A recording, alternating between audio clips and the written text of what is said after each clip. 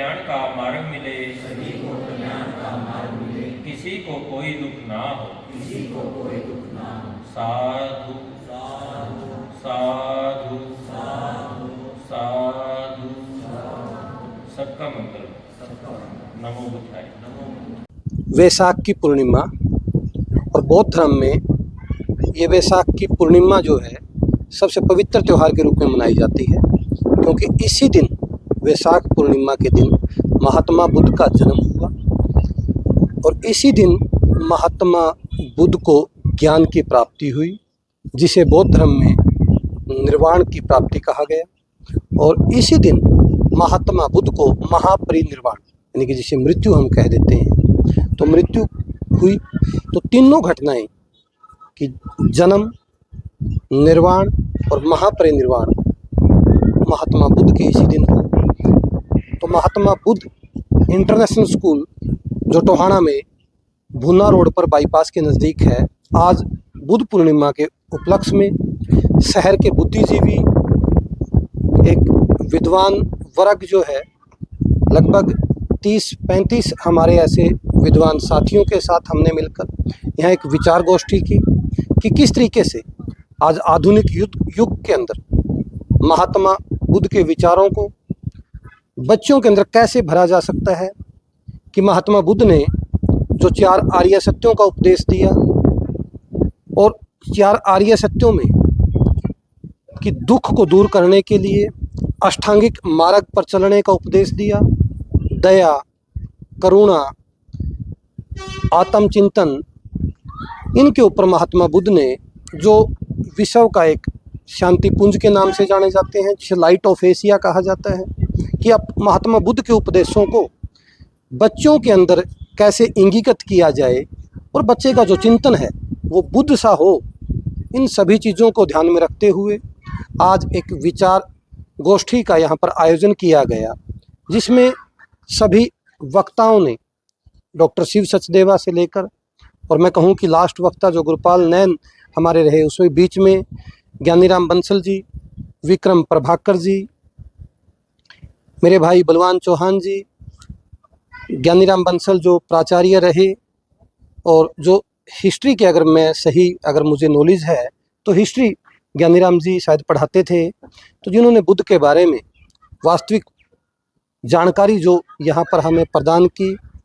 तो हमारा उद्देश्य इसको लेकर ये था कि भाई समाज यहाँ सहयोग करे और समाज बताए कि स्कूल का उद्देश्य है मात्र एक स्कूल खोलना न रहकर बच्चों के अंदर एक अच्छा इंसान बनाए, एक सौहार्दपूर्ण उनका जीवन हो, और नैतिकता के साथ, सार्थकता के साथ वो बच्चे आगे बढ़ें और जीवन में वो सफल तो बने ही बने, लेकिन सफल बनने के साथ साथ कि सफलता ही मात्र एक उद्देश्य न रह जाए, वो एक शांतमय जीवन जिए।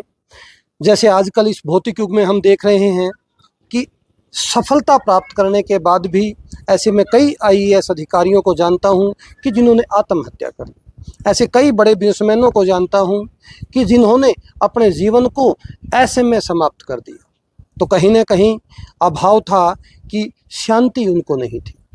तो बच्चा सफलता प्राप्त करेगा, ज्ञान अर्जित करेगा, लेकिन ज्ञान अर्जित करने के साथ साथ ज्ञान अर्जित करने के टूल्स के बारे में और महात्मा बुद्ध के विचारों से या महात्मा बुद्ध की शिक्षाओं से, क्योंकि एक बहुत बड़े शिक्षक हुए हैं महात्मा बुद्ध, जिनका उद्देश्य किसी धर्म की स्थापना या किसी पंथ की स्थापना न रहकर पूरे संसार को शिक्षा से, अपने विचारों से अवगत करवाना था।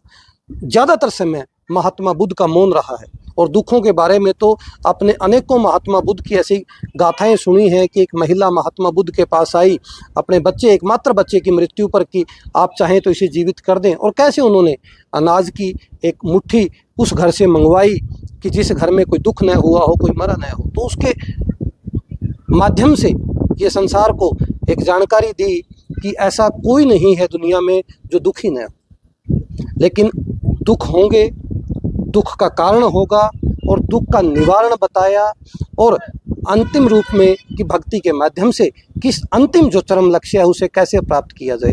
तो महात्मा बुद्ध इंटरनेशनल स्कूल के अंदर बच्चा एजुकेशन लेगा, ज्ञान लेगा, लेकिन जैसे गुरपाल जी ने भी बताया कि वो आध्यात्मिकता के साथ जुड़ेगा और उसका जो चिंतन है वो बुद्ध सा होगा। बुद्ध पूर्णिमा के अवसर पर यहाँ पर महात्मा बुद्धा इंटरनेशनल स्कूल में एक विचार गोष्ठी का आयोजन किया गया था। महात्मा बुद्ध के चिंतन को लेकर, महात्मा बुद्ध की शिक्षाओं को लेकर। तो इस संस्था का उद्देश्य भी जहाँ तक मैं समझता हूँ, जैसे कि इनका एक लोगो है, संस्कार से सफलता की ओर। संस्कार अगर बच्चे में यहाँ से मिलेंगे तो वो सफल भी होगा। संस्कारित बच्चे हमेशा सफल होते हैं। तो संस्कार कहाँ से आएंगे? जैसे कि प्रथम पाठशाला जो है, बच्चे का गुरु जो है उसकी माता होती है, दूसरा उसका पिता होता है, तीसरी किस्त में उसको एक अध्यापक मिलता है, और अध्यापक कहाँ मिलता है? एक संस्थाओं में मिलता है।